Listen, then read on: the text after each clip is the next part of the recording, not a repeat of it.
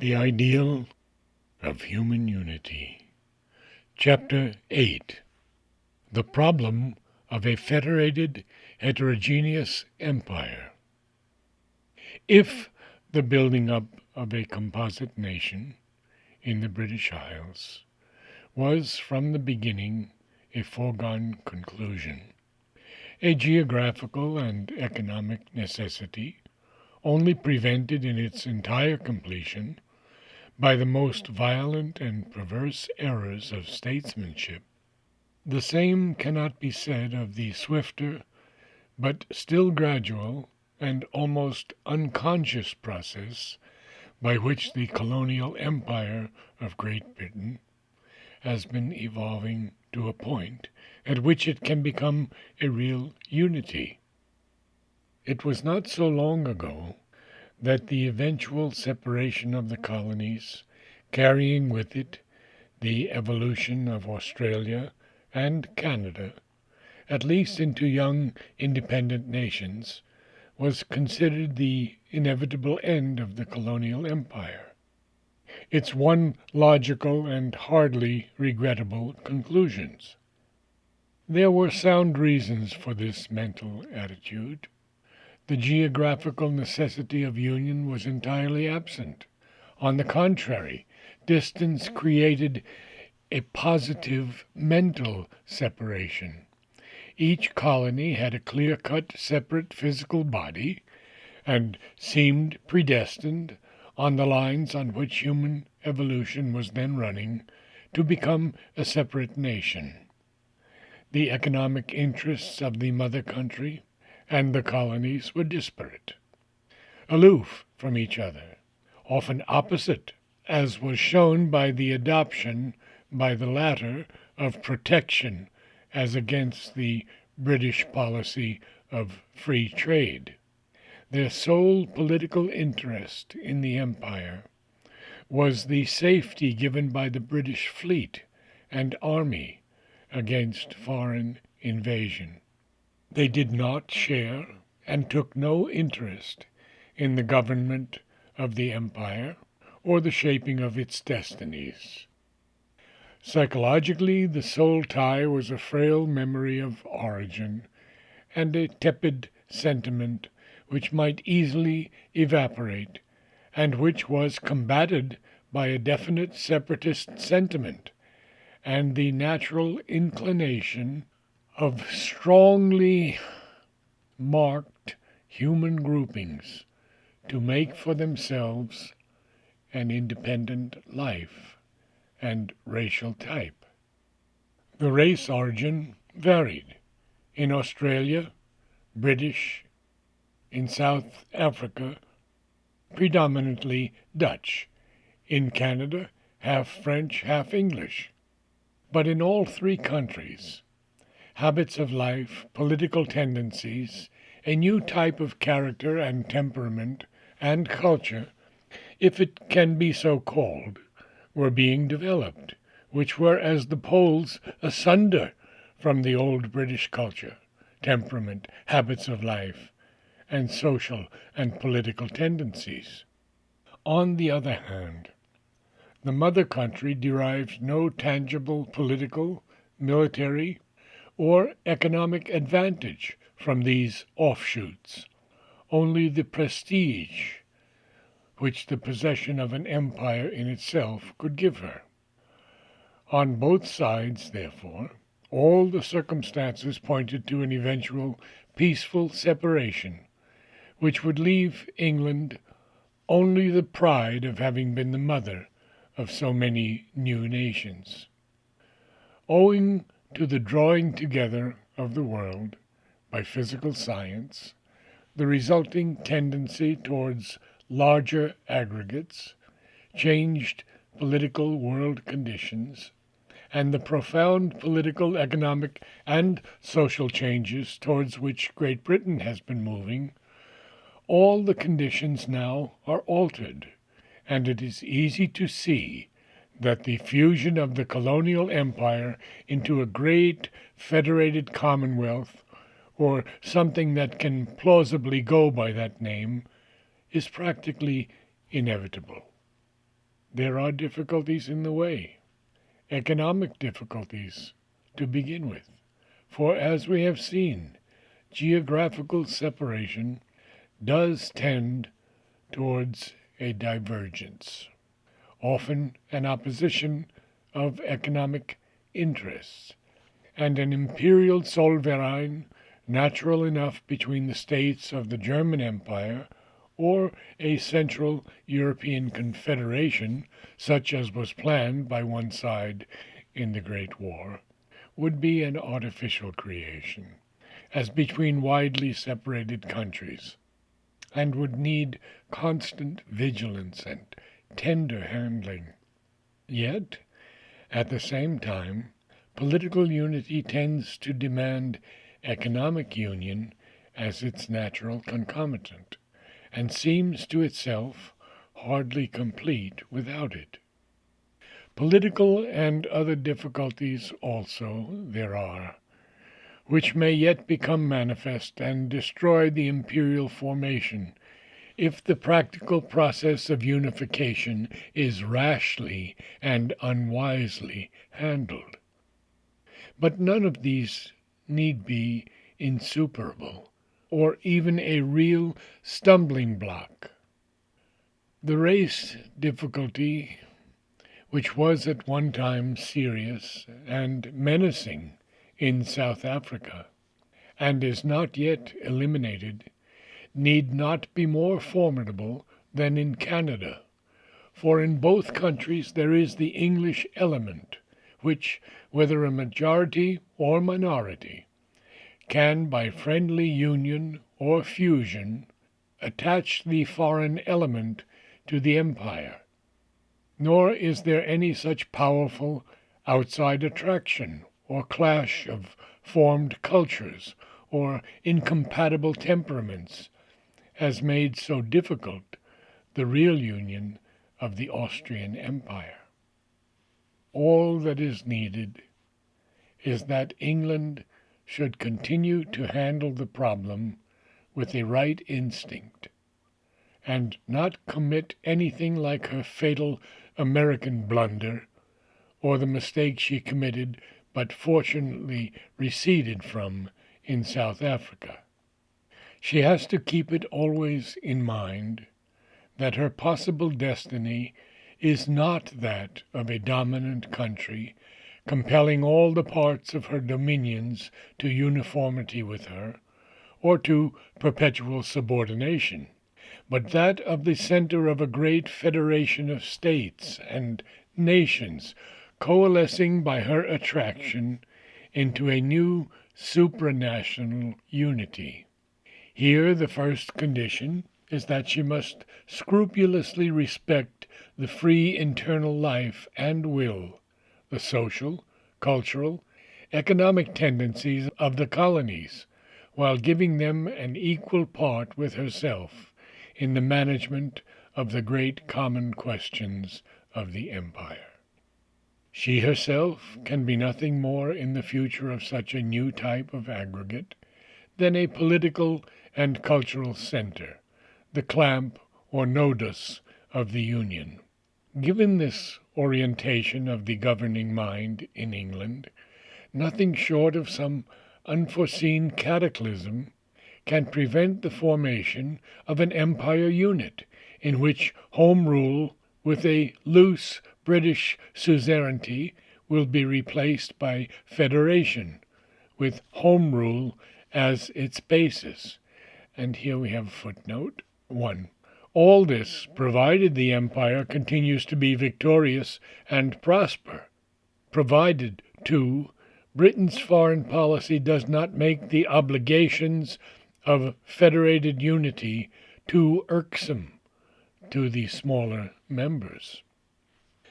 But the problem becomes much more difficult when the question of the other two great constituent parts of the empire arises, Egypt and India. So difficult that the first temptation of the political mind, supported by 100 prejudices and existing interests, was naturally to leave the problem alone and create a federated colonial empire with these two great countries as subject dependencies. And here the second footnote. The question of Egypt has already been settled since the above was written, and in a sense adverse to union. India, already then on the road to a free status, has already achieved it, although its two separating parts have figured for a time as dominions, and one of them may possibly adhere for some time to that status, while the other has adopted, although an independent republic, a new formula of adhesion to the Commonwealth. It is obvious that such a solution could not last, and, if obstinately persisted in, would lead to the most undesirable results. If not to eventual disaster, the renaissance of India is as inevitable as the rising of tomorrow's sun, and the renaissance of a great nation of 300 millions with so peculiar a temperament, such unique traditions and ideas of life, so powerful an intelligence, and so great a mass of potential energies, cannot but be one of the most formidable phenomena of the modern world. It is evident that the new federated empire unit cannot afford to put itself in permanent antagonism to this renascent nation of 300 millions, and that the short-sighted statesmanship of those servants of today and its interests who would stave off the inevitable issue as long as possible cannot be allowed to prevail. This has indeed been recognized in principle. The difficulty will be in the handling of the problems that will arise when the practical solution of the Indian question can no longer be put off to an uncertain future. The nature of the difficulties in the way of a practical union between such different aggregates is sufficiently obvious. There is first that geographical separateness, which has always made India a country and a people apart, even when it was unable to realize its political unity and was receiving by invasion and mutual communication of cultures the full shock of the civilizations around it. There is the mere mass of its population of 300 millions, whose fusion in any sort with the rest of the nations of the empire would be a far other matter than the fusion of the comparatively insignificant populations of Australia, Canada, and South Africa. There is the salient line of demarcation by race, color, and temperament between the European and the Asiatic. There is the age-long past, the absolute divergence of origins, indelible associations, inherent tendencies which forbid any possibility of the line of demarcation being effaced or minimized by India's acceptance of an entirely or predominantly English or European culture. All these difficulties need not necessarily mean the insolubility of the problem. On the contrary, we know that no difficulty can be presented to the human mind which the human mind, if it will, cannot solve. We will assume that in this case there will be both the will and the necessary wisdom, that British statesmanship will commit no irreparable error, that from the minor errors which it cannot fail to commit in the handling of such a problem, it will retreat in time, as has been its temperament and habit in the past, and that accordingly, a little sooner or a little later, some kind of psychological unity may possibly be created between these two widely disparate aggregates of the human race. The question remains under what conditions this is possible, and of what nature the unity will be. It is clear that the governing race must apply with a far greater scrupulosity and firm resolution the principle it has already applied elsewhere with such success, and the departure from which has always, after a certain stage, been so detrimental to its own wider interests. It must allow, respect, and even favor actively the free and separate evolution of India subject to the unity of the empire. So long as India does not entirely govern herself, her interests must take a first place in the mind of those who do govern her. And when she has self-government, it must be of a kind which will not hamper her in her care of her own interests. She must not, for example, be forced into an imperial Zollverein, which under present conditions would be disastrous to her economic future, until or unless these conditions are changed by a resolute policy of stimulating and encouraging her industrial development, even though that will necessarily be prejudicial to many existing commercial interests within the empire.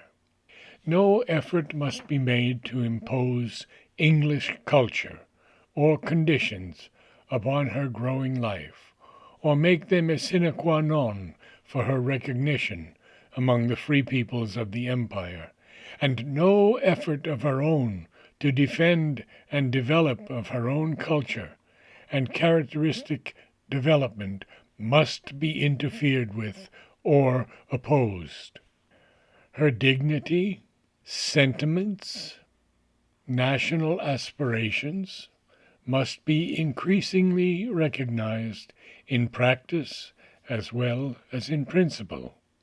Given these conditions, the security of her political and economic interests and a care for her own untroubled growth might keep her in the empire, and time might be given for the rest, for the more subtle and difficult part of the process of unification to fulfill itself more or less rapidly.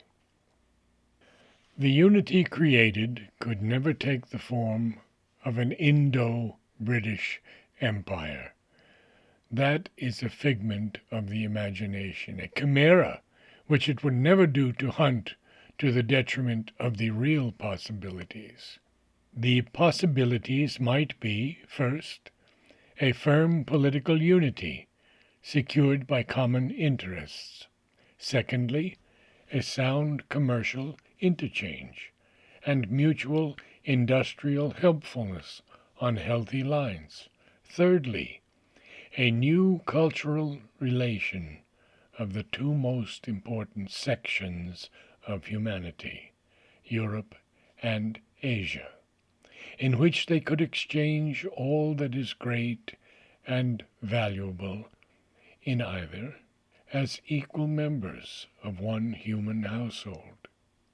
And finally, it might be hoped, in place of the common past associations of political and economic development and military glory, which have chiefly helped in building up the nation unit, the greater glory of association and close partnership in the building of a new, rich, and various culture for the life of a nobler humanity.